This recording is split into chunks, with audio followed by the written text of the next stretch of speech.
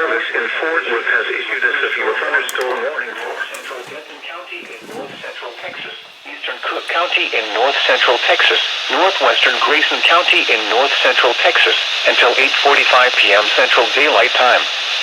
At 7:42 p.m. Central Daylight Time, a severe thunderstorm was located near Sanger, moving northeast at 40 miles per hour.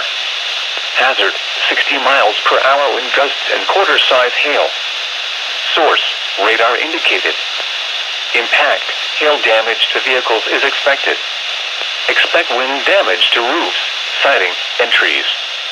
Locations impacted include Gainesville, Sanger, Whitesboro, Pilot Point, Pottsboro, Collinsville, Callisburg, Ray Roberts Park, Isle du Bois, Ray Roberts Park, Johnson Branch, Lake Kiowa, Eisenhower State Park, Southern Lake Texoma, South Maid, Tioga, Valley View, and Sadler.